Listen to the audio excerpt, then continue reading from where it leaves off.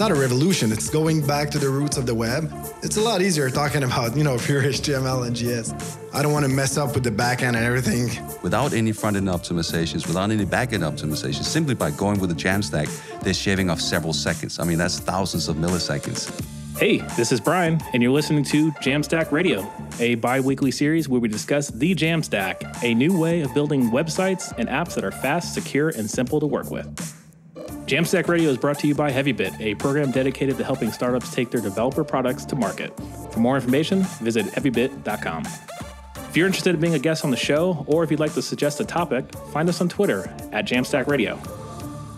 So welcome to another installment of Jamstack Radio. Here in the booth, we've got Chris Bach. Hey, how's it going? Co-founder of Netlify. And then on the Zencastr, we've got George Sad. Also, Charles is on the line too. Charles, I was saying your name before you got on the call. I'm not really sure how to pronounce your last name. Yeah, actually, it's kind of hard to pronounce in English. It's Wallet. Okay, I was way off. The team with Wallet and Snipcart. Yeah. That makes sense. So you guys are actually from Snipcart. Do you guys want to briefly explain, maybe George, you start, who you are and what you do? Yeah, of course. So I was Lebanese born. That explains the family name part. So I started in Montreal, moved to Quebec for some reason that I still haven't figured out yet. So I'm the co-founder of Snipcart and also the co-founder of Spectrum, which is actually the mother company and a web agency from which Snipcart spawned, actually. And so to cut it short, Spectrum is a web development company known for achieving a lot of impossible projects, let's put it that way. And we're actually the ones that introduced the HL movement here in Quebec 12 years back. And being who we are actually fans of developing tools for ourselves and experimenting on some projects before even offering to the customers. That's actually how Snipcart started. And I'll let Charles maybe talk a little bit more about Snipcart. Yeah, so I'm Charles. I used to work as a lead developer at Spectrum for a couple of years, mostly back-end development. And before that, I've been coding as long as I can remember, maybe 15 years ago. Back in the days, I became interested into web development by making sites for my Counter-Strike clans when I was a teenager. And since then, I co-founded Snipcart with my ex-bosses at Spectrum like 3 years ago. It's funny when Charles mentions, ex-bosses, the relationship has gone through a lot, from one day negotiating a salary or a raise and the next day just being on a committee deciding what to do with Snipcart and how we're going to manage the budget for the marketing part or the, getting some new developers in. And one of the things that's really amazing and seeing how Snipcart evolved 3 years back when we started it is that we had a couple of visions of how we wanted to do it. We really aimed at developers, and because we were aiming a lot of developers, we wanted to take it, slow. We're a strong believer in slow growth. So what we said is start developing the product for us as an agency that we can offer to customers, and then we spawn it off into a separate product. And within actually 2 years, without any external funds, which is maybe not very often that we hear about it, we had Spectrum in behind the company, so we didn't need to go some external funds or any venture cap. And what happened is that within 2 years, actually, we broke even on a monthly basis, and since then, the business has been growing. The team, the only thing that we still have in common between Spectrum and Snipcart are really the offices right now. Other than that, it's more the ping pong matches where we kick their asses and the baby foot plays where we get our asses kicked too. And don't forget an HL as well. Nice. So I'm sort of familiar with Snipcart because you guys actually put out some pretty good blog posts. And could you explain briefly what Snipcart is and how it associates with the Jamstack? Because I know you guys are actually knowledgeable about the Jamstack, but I want to hear from, I guess, without like a better analogy, from the horse's mouth of how you fit in the Jamstack. Yeah, sure. Actually, Snipcart is an e-commerce solution that has been built for developers. Basically, it's a HTML and JavaScript-based cart that you can inject into any website. It fits really great with Jamstack sites, but it can also be WordPress or anything because it's only HTML markup and JavaScript. So you can define the products directly on your site. And then from now on, you can also customize the cart using CSS so it can fit the site layout. We saw some amazing integrations during the years that we've been running, and it's very fun for us to see that. And on top of that, we also have the dashboard for the merchants. So we take care of the actual checkout, but then the merchant needs to be able to access their orders, customers, discounts, things like that. So they can do it through our dashboard that is hosted by us. And we also have our REST API and webhook events that can be used to push the integrations much further, because sometimes we have customers like that. They need to integrate the orders or the products with ERPs or inventory management systems. So with our APIs and webhooks, it can all be done. That's basically what Snipcart is. Just to summarize it for a non-developer, so the user will connect from the browser to you guys' API. So the site using Snipcart doesn't have to host any of the e-commerce parts themselves, right? Yep, exactly. It's like a two component. There's basically the client part where the developers inject the script within his website, and if he wants to go further with the customization, he can go ahead with the GS API or the webhooks or even the look and feel of the cart. And the second component of the application is really the full-blown e-commerce dashboard where you can manage your discounts and everything else decorated. Basically, the orders, you can define your custom fields for every product and everything. One of the particular things that we have compared to any solutions that can be more GS-oriented is really that the markup of the products is really within the HTML. So it's not a widget or an iframe, which is, it makes the code more beautiful. It's more of having a clean markup within the existing HTML. So if we're talking about Jamstack or within the straight up HTML, where you'll define the price of the item, and basically the Snipcart will just parse that information and make it for a product and create a product out of it. So there's no separate product management within the dashboard. And it's one of the things within Snipcart is really how we got there. Like at first, how we stumbled across, middleman and everything, it's more a serendipity than a planned move or something. I was talking about Spectrum earlier when we tried to solve an issue, and the issue was really we've been running for 9 years now, and often we get back to some customers we've developed 6 years back, 7 years back, and whatever a developer looks at its code, the day after delivery, it's already obsolete and wants to make it again in another way, right? There's always a better way once it's been finished. So the idea was that the team wanted to avoid going back into, legacy code and, older technology. But we had the customers that we've been working for a while and that wanted to add an e-com, right? So one of the idea that Charles came up with was like, okay, I don't want to mess up with the backend and everything that's with the legacy code with the customers. So what we're going to do is we're just going to develop a script, and that will be embedded into the website, and we'll take care of everything. We'll inject the cart, we'll take care of everything else. So that was the initial idea, avoiding legacy code and avoiding going to messy backend of an older solution. And then, Charles fell on middleman. And from there, I'll let you tell the story. Yeah, actually, I found middleman back in the days. I think I was reading a blog post or something like this. I said to the team, I want to try to integrate Snipcart with middleman because it seems very cool, fast, and simple.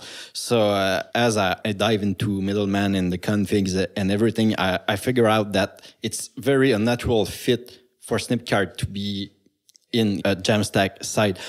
Basically, all you need is JavaScript and HTML. So that's the output of the project. And at the moment, there's not a lot of solutions that could fit on a Jamstack project for e-commerce needs. I know there are more nowadays, but when we started Snipcart, we were probably one of the earliest one to attack this market. Then we realized that this post that we wrote about middleman was getting more and more traction. So we decided to push the Jam even further by playing and blogging about other static site generators and use case that you can plug a Jamstack site underneath.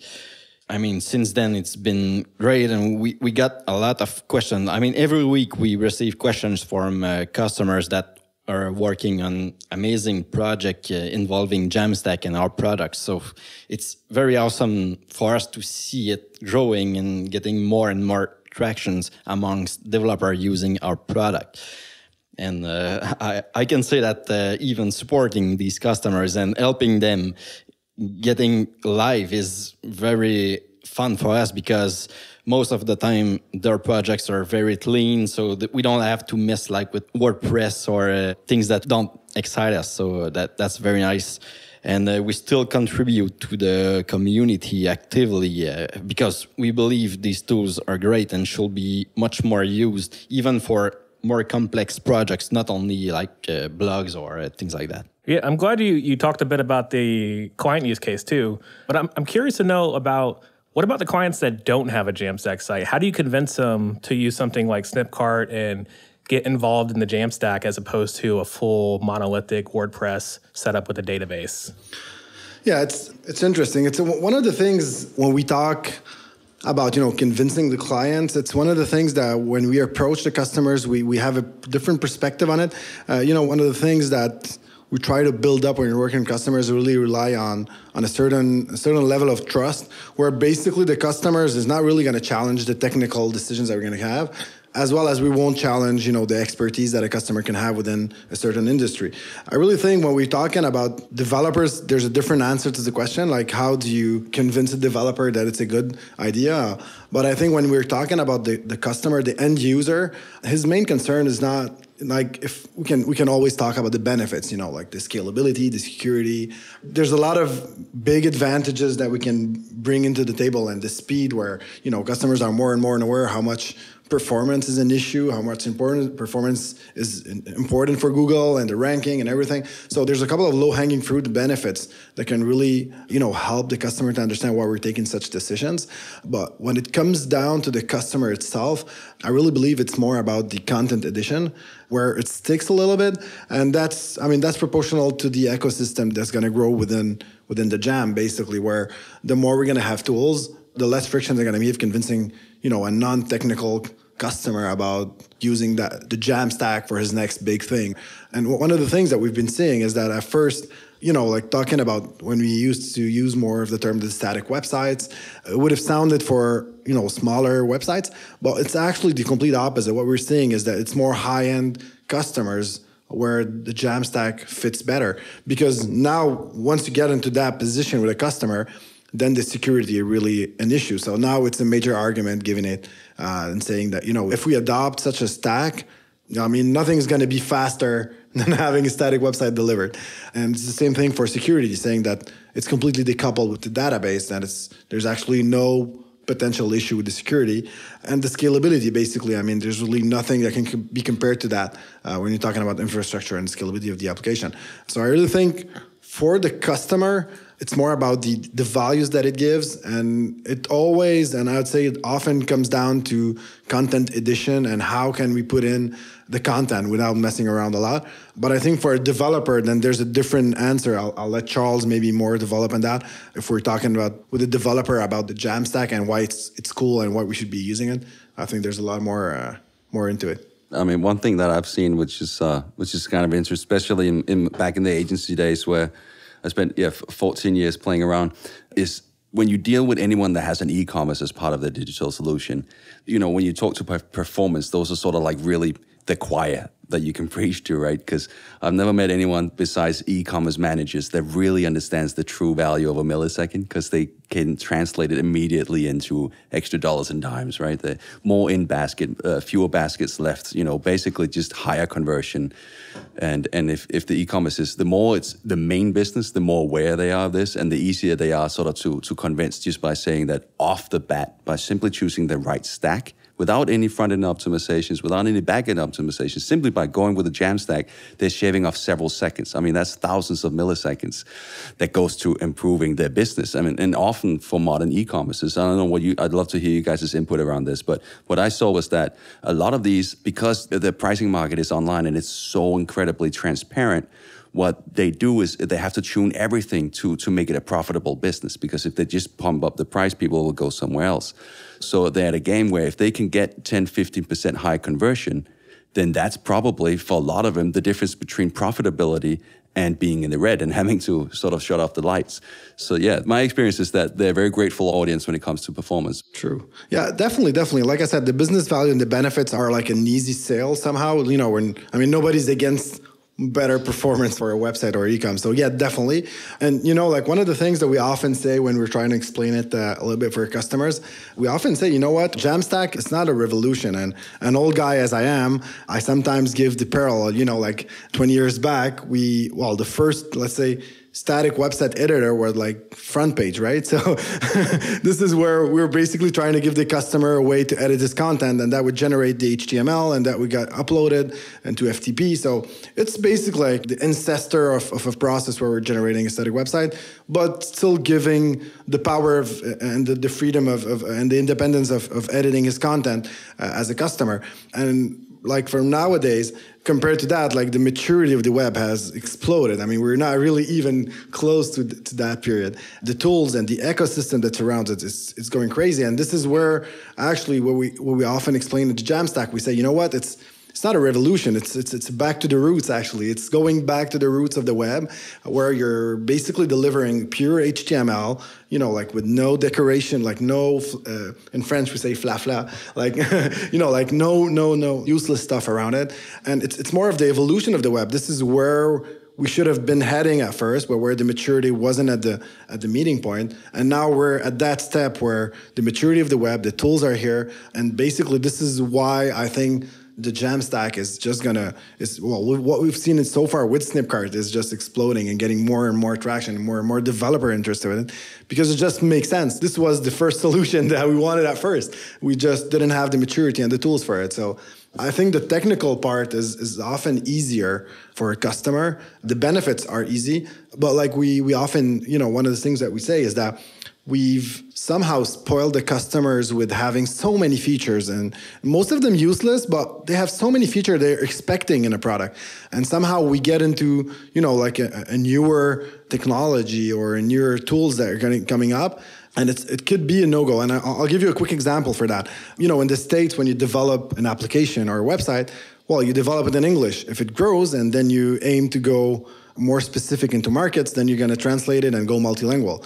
In Canada, we're a bilingual country, and in Quebec specifically, whenever you start a project, it's multilingual. It's de facto multilingual at first. So having the ability for a customer to edit a multilingual website and content is a must. It's not an option. It's not a feature. And when you get into, you know, less maturity product, then this is where it can get stuck. So, and from our perspective, when you're getting to customers, this is really where sometimes it's more of a challenge in explaining the workarounds they're going to have to do for, you know, multilingual role, maybe for large, more corporate businesses. We're going to have a matrix of role, the audit, the trails. It's more about the feature than the technical side. I mean, I think it just makes sense that the whole technical part of it, it's the orientation that we should all be heading, and this is where the web is going. Yeah, George, could you go into more detail of how you approach that challenge of having a bilingual site to start off with? How would you approach that? Yeah, it's really different. It really depends on the customer. You know, like for a smaller customer, we're simply just going to duplicate the model. So the customer is going to have, and we'll do some back-end work to synchronize some of the specific language labels or content. So it's more of a workaround than a build around. And, you know, like when we wrote the Jamstack for clients, one of the things that came out of the blog post that we wrote is then once we had, you know, the list of all the things that we thought could make it better and maybe more useful for us, talking about, you know, the various tools being, you know, Prismic, Data CMS, Forestry, or whatever tool that we use. Well, we actually wrote back to these people saying, you know what you guys are doing is pretty crazy. We really believe in that orientation. But here are the features that we think missed. And one of the biggest surprises that we had is that they came back with an answer saying, you know what, we know that. It's just, you know, like the time factor is always the limiting. So as developer, we figure out solution and workarounds to make it by them. But for me, it's definitely not an issue as itself. It's more the maturity of what we're going to come with the tools surrounding. I mean, all the tools that we have right now are totally crazy. I mean, I think about, you know, Netlify and Contentful and Prismic, and it's crazy tools that are just going to change the way that the customers are really going to enter the content. You just have to be patient enough to get the maturity what we're having. And like I said that earlier, is that the usual customers that are non-technical, that have been writing content within CMSs, have been submerged with features. Most of them useless, but they know it's there. You know how it is, right? So it's almost like the minimum barrier of functionality expected is pretty high because, I mean, CMSs have been around for, 10, 12, 15 years. So it's simply a question of time to catch up that. And this is where the ecosystem that's building right now, you know, we got Snipcart and Netlify and all the editors and the, you know, like Keep Forms and all that. And it's all tools. It's just going to make it easier and easier until the ecosystem is pretty mature for even the, like the mainstream, I'll say it somewhat. Charles, can you speak a little more, since you lead more of the technical aspect, as far as process and approaching a problem for a client technically? Is there any speed in development going on the Jamstack site as opposed to a monolithic WordPress, whatever? Yeah, sure. Actually, at Snipcart, I'm not really involved in getting clients up and running with their site, because most of the time those are developers that get to us. They already choose their stacks and things like that. But we keep trying. Like when we have questions like, what should I use to integrate Snipcart onto my website? Do you have a preferred CMS? Should I use WordPress? Most of the time we just push them towards headless CMS and static site generators, because we let them know that it's very fast to get started and you have a lot of features. I was playing with Prismic and Contentful for some blog posts recently. And I mean, I think it's very interesting and very powerful tools that can be helpful. So yeah, we try a lot to push our customers towards this, but as I said, most of the time they already have their stack. So awesome. Yeah. And then George, real quick, you mentioned a blog post in your explanation. Is that the blog post that's published on SiteLeaf, or is there another place to find that blog post? No, the one that was published on our blog post. The thing is, like Charles said earlier, once we fell into the honeypot of Jamstack, the jam pot, we started playing around with a lot of tools, and basically what we did is we started, sharing the findings and the play around that we had with those stacks. And the blog post that we're talking about is the one on Snipcart's website. And it's there's actually, if I'm not wrong, on the blog, there's actually a dedicated channel for static and headless CMS and all the playing around that we do with that. So the dynamic that we've had, and, when we started the first time that we published the middleman post, we've got a couple of questions afterwards, but now it's just regular, we get more and more answers and questions and information about that. And it's, and like I said, like Charles said earlier, one of the funny things is that, the guys are always more happy supporting the guys with the team working with static websites or headless CMS and the whole Jamstack, because it's almost like a proof of being on spot on what it should look like right now, especially when you're a Snipcart customer. Snipcart is a front-end solution for a starter. So it just makes sense. It's just so we get more and more requests for that. And it's really fun helping those people. You don't have to dip in, the proprietary CMS with a backend that you don't really control. And it's a lot easier talking about, pure HTML and JS. So. Cool. And then I think I found it. It's Jamstack for clients, benefits, static sites, CMS, and limitations on the Snipcart blog. Yeah, exactly. Cool. So yeah, we'll definitely have that in the show notes.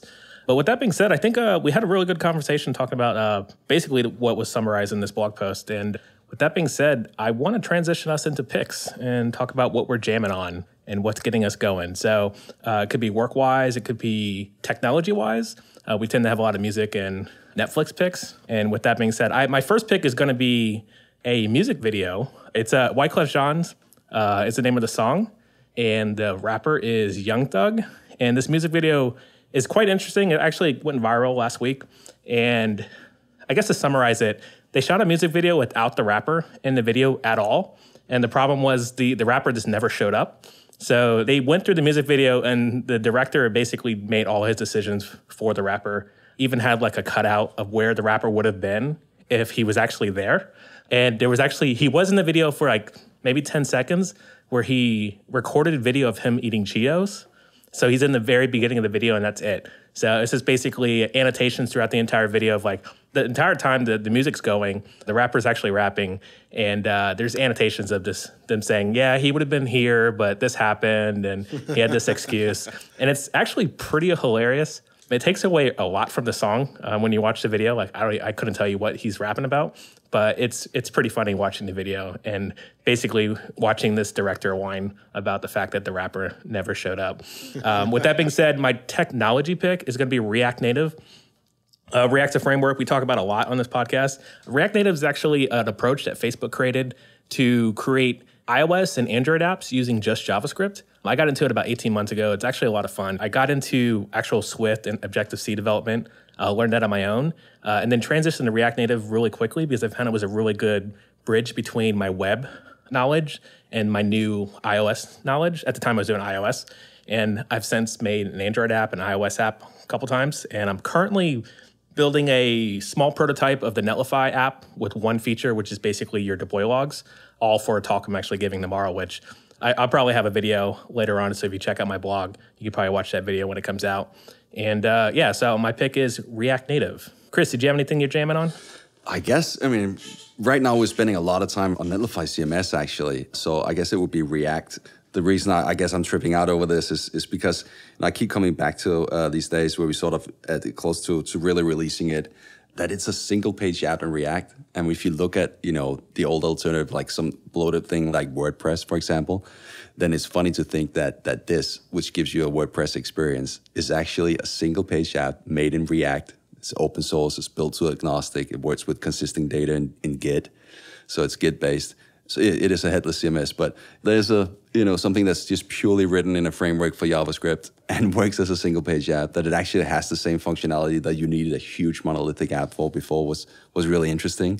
And Doug, I know you've been working on our front end as well. So we're doing so much React these days, right? And it really is an interesting framework, and it's been fun to see how quickly it's exploded. Yeah. How much cool stuff is being made it all around the world. It's crazy how much React in general fits within the Jam philosophy. Yeah, it really does. Because you can literally just embed it into your either HTML site or if you wanted to embed it into your WordPress site, you can. And that's basically what we're doing with the Netlify CMS, is we're embedding a CMS in your static site generated site. Exactly. And it just sits comfortably next to it. It doesn't take up any space. And you only have to go to /admin to see your CMS, which is beautiful. So, yeah, it is really fun and cool to see how far you can come with simple. Yeah, cool. And then I guess we'll just go order of introductions. George, did you have any things you're jamming on? Any picks? Yeah, of course. Music-wise, there's, I don't know if you heard of it. It's an older band. It's called Chinese Man. Just got a new album. It's a DJ. It's pretty amazing. Got to listen to that. It's pretty cool. Working with that, it's a nice beat, like older school, a bit hip-hop with a French touch. Other than that, I'd say most of the list right now, and I've contaminated, Frank, our marketing king here. It's more, Tender, Harrison Brome, Lanx, and Cash David. Like, that's definitely the music we've been jamming on lately here in Snipcart. Tech-wise, I'd say one of the things that really is getting us really pumped, I'd say 4 or 5 months back, is really, I'm going to code that, the trend of profit for startups. We're fans of the slow growth, and we've been bootstrapping our stuff. And it's been working well so far. And, seeing all the articles popping up where you've got Dropbox saying, oh, you're going to announce profit this quarter. And, having this movement where, business 101, right? We're building a business to make profit somehow. And I wouldn't call it a trend, but right now it's just picking up. It's a thing that really excites us. And, one of the things that we've said so far is that gets the competition on the same level. So welcome to the game, right? It's working with the same constraint and trying to build a business that's profitable. And it's something exciting instead of just, building something without really necessarily aiming for profit. I really think it's something that's super exciting in the coming years. And it's, definitely one of the things that's popping up, jamming us a lot. Yeah, it's nice to see companies actually being companies in businesses nowadays, as opposed to whatever Twitter's doing. Sorry, Jack. So, Charles, do you have any things you're jamming on? Yeah, I'm going to start with the music as well. I used to be listening a lot of depressing music, but for a couple of months, I don't remember who introduced me to electronic music without lyrics. I'm now a big fan of Emancipator. It's like electronic music, very slow, but it helps me to focus when I'm writing code. So I really like it.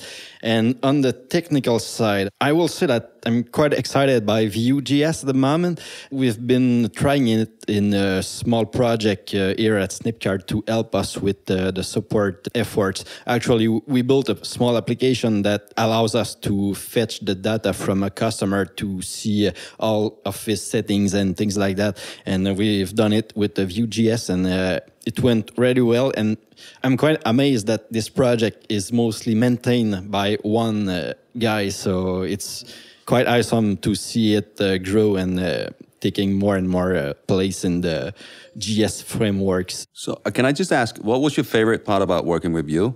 It looks like it's like 3 weeks old, so it can't be that mature yet. But, but you know, what was the best part? Yeah, actually, I think that it was the freshness that it brought, because I've been working on Snipcart for the last years and with Backbone and things like that. And now using this framework with the Vuex and having the state and everything, it's something that really excited me. And I want to shout out that Maxime, the other developer with me on Snipcart, who's currently in Bali, and he's the one who introduced me to this framework and show me how it worked for this application. So yeah. So a big shout out to Max if he's hearing this. Cool. Yeah, Vue's on my long list of things to finally try out. I've built one boilerplate project. I think it was a Hacker News clone, just to test it out, make sure it worked on Netlify. And it's great. It's super fast, and I think it's going to be pretty big in 2017 for sure. I think people are going to get more of adoption, which I'm also kind of amazed that I think it's Evan Yu is the guy who maintains most of this. He quit his job at Facebook or some other company and now maintains his full time. He's done some really good work, which is pretty awesome. Shout out. Hey, Chris, Brian, one last thing. Just want to say, you guys, what you published about the headless CMS is pretty crazy. Just saying that the repository that you published, we were actually working on the same thing as a side project that wanted to publish. So you guys that's pretty amazing move. Yeah, we haven't bought the domain name, but then a week later, we saw that you guys published this, so we just said, okay. Well, it's open source, so pull requests welcome. Yeah. We saw a lot of traction with Static Gen back in the day, and it still does carry a lot of traction with it. And we just thought that there's so many headless CMS solutions coming out there that it would be nice with an overview somewhere. So that was just sort of the gist of it. It's a little bit different than Static Gen because you can't really rate it since they're not all open source, and so you can't really look by GitHub usage. So it's more of an alphabetical listing, but at least it gets people a place to start when they want to check into it. I mean, there's definitely a huge value in bringing that into one place. You know, I was referring to the ecosystem of the Jamstack earlier, and it's definitely it goes into the same direction, right? I mean, there's a huge value in it, and it's like I said, it's a pretty good job, guys. Thanks. Cool. Awesome. Well, thanks for coming on, George and Charles and Chris as well, for coming in the studio to chat with these guys. I'm liking what you guys are putting out there. I love your blog posts. I've read through a couple actually in preparation for this talk. So keep up the good work and keep spreading the jam. That's all the time we have for today. If you're interested in being a guest on the show, or if you'd like to suggest a topic, find us on Twitter at Jamstack Radio. To learn more about Heavybit, visit heavybit.com. And while you're there, check out their library. It's packed with amazing talks on sales, marketing, product, and general management from founders of developer tools companies and other industry leaders.